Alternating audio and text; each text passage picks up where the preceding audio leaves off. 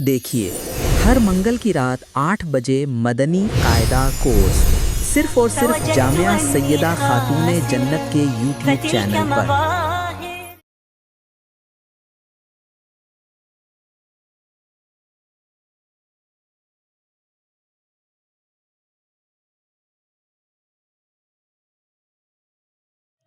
السلام علیکم اسٹوڈنٹس، میرا نام ہے عبدالرحمن عباس۔ امید ہے آپ سب خیر و عافیت سے ہوں گے۔ آج کی ویڈیو ہماری ہے جنرل سائنس عامہ پارٹ 1 کے جو پہلا چیپٹر ہے سائنس کا کردار اور تعارف، اس کے حوالے سے آج ہم نے مشق کرنی ہے، ایکسرسائز کو سولو کرنا ہے۔ تو لیکچر سٹارٹ کرنے سے پہلے میری تمام اسٹوڈنٹ سے درخواست ہے کہ جامعہ سیدہ خاتون جنت کے یوٹیوب چینل کو سبسکرائب کر دیں، اس ویڈیو کو لائک کر دیں اور اپنے فرینڈز کے ساتھ کلاس فلس کے ساتھ شیئر کر دیں۔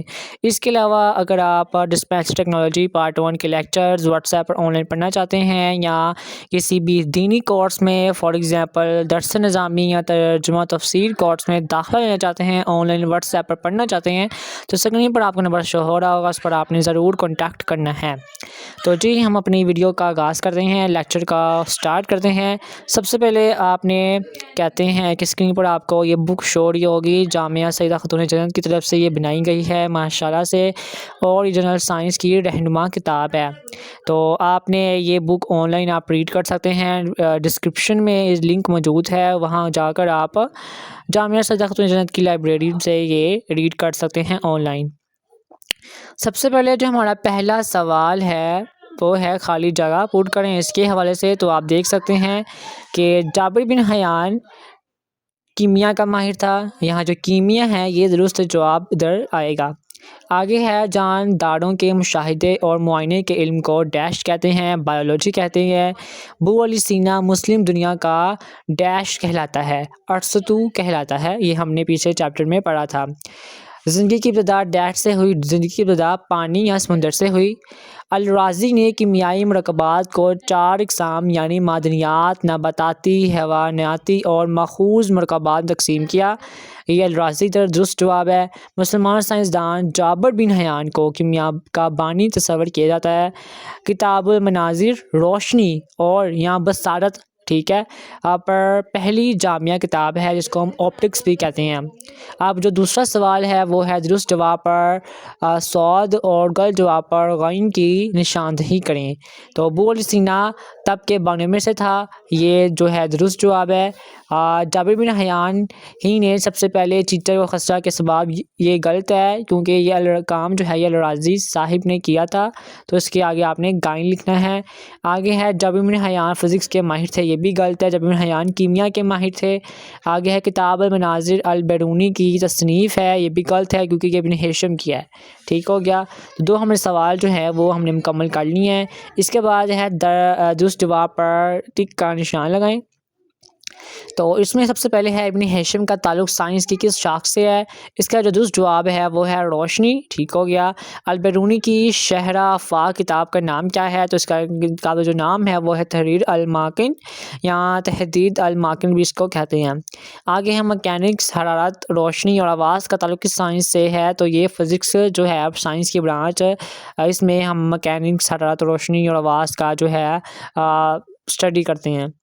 اس کے بعد ہمارے جو نیکسٹ ہے وہ ہے مختلف سوالات کے جوابات، یہ آپ خود پوری کتاب سے ڈھونڈ کے پڑھ سکتے ہیں، لیکن اگر آپ جامعہ سیدہ خاتون جنت کی لائبریری میں سے جنرل سائنس کی رہنما کتاب عامہ پارٹ 1 کا مطالعہ کریں تو آپ کو یہ بہت آسان جواب مل جائیں گے۔ سب سے پہلے سائنس سے کیا مراد ہے، تو جواب لکھا ہوا ہے مشاہدات اور تجربات سے حاصل ہونے والے علم کو سائنس کہتے ہیں۔ یہ لاطینی لفظ سائنٹیا سے نکلا ہے جس کا مطلب ہے علم، ٹھیک ہو گیا۔ آگے ہے سائنس کی اہم شاخوں کے نام لکھیں۔ سائنس کی 3 بڑی اور اہم شاخیں یہ ہیں، پہلے نمبر پر لکھا ہوا ہے بائیولوجی، جانداروں یعنی پودوں اور جانوروں کا علم، دوسرے نمبر پر ہے فزکس یعنی کہ مادہ اور توانائی کا علم، اور تیسرے نمبر پر ہے کیمسٹری یعنی کہ مادے کی ساخت اور کیمیائی ری ایکشنز کا علم۔ اگلا سوال ہے سائنس کی ترقی کے لیے کام کرنے والے 2 مسلمان سائنسدانوں کے نام اور کام لکھیں۔ تو جابر بن حیان انہیں بانی بابائے کیمیائی کہا جاتا ہے، فادر آف کیمسٹری، ٹھیک ہو گیا۔ اور ابن ہیشم انہوں نے روشنی کے اصول بیان کیے اور آنکھ کی بناوٹ پر تحقیق کی۔ تو ساتھ میں نے سائنسدانوں کے نام بھی لکھ دیے ہیں، مسلم سائنسدانوں کے نام اور ان کے جو کام ہیں وہ بھی آپ کو بتا دیے ہیں۔ آگے ہیں چند مشہور پاکستانی سائنسدانوں کے نام اور ان کے کارنامے بیان کریں۔ تو ڈاکٹر عبدالقدیر خان، یہ پاکستانی سائنسدان ہے، انہوں نے پاکستان کو ایٹمی طاقت بنایا۔ اور ڈاکٹر عبدالاسلام ہیں، انہوں نے فزکس میں نوبل انعام حاصل کیا۔ اب اگلا سوال نمبر 5 ہے کہ سائنس کی حدود کیا ہیں؟ تو لکھا ہوا ہے جواب کہ سائنس صرف مادی دنیا جو چیزیں نظر آتی ہیں یا محسوس ہوتی ہیں ان کے ایسے حقائق بتاتی ہیں۔ یہ روحانیت، اخلاقیات، نیکی بدی اور روح کے بارے میں جواب نہیں دے سکتی، ٹھیک ہو گیا۔ اگلا سوال ہے ٹیکنالوجی سے کیا مراد ہے؟ زمانہ قدیم کی ٹیکنالوجی کی کوئی مثال دیجیے۔ تو سائنسی علم کو عملی طور پر انسان کے فائدے کے لیے استعمال کرنا ٹیکنالوجی کہلاتا ہے۔ مثال کے طور پر قدیم زمانے میں پہیہ بنانا یا آگ جلانا قدیم ٹیکنالوجی کی مثالیں ہیں۔ اگلا سوال ہے بایولوجی کی تعریف کریں، نیز وضاحت کریں کہ یہ سائنس کی ایک شاخ ہے۔ بایولوجی سائنس کی وہ شاخ ہے جس میں زندگی اور جانداروں یعنی پودوں اور جانوروں کا مطالعہ کیا جاتا ہے۔ چونکہ یہ علم بھی مشاہدے اور تجربات پر مبنی ہے اس لیے یہ سائنس کی شاخ ہے۔ اگلا سوال ہے قرآن حکیم میں سائنس اور علم کی اہمیت کا ذکر آیا ہے، 2 قرآن آیات کے حوالے دیں۔ تو سورہ بقرہ کے آیت نمبر 31 میں ہے اور اللہ نے آدم علیہ السلام کو تمام اشیاء کے نام سکھا دیے۔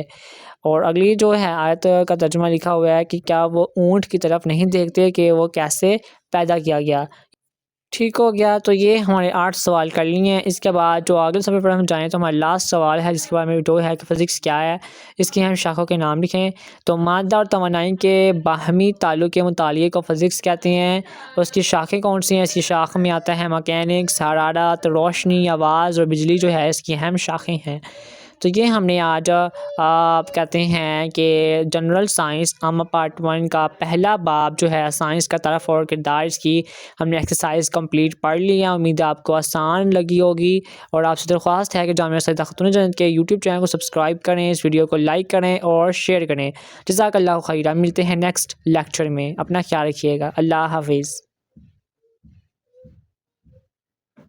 دیکھیے درس نظامی عامہ پارٹ اول کے جنرل سائنس کے لیکچرز ہر جمعرات کی رات 8 بجے صرف اور صرف جامعہ سیدہ خاتون جنت کے یوٹیوب چینل پر۔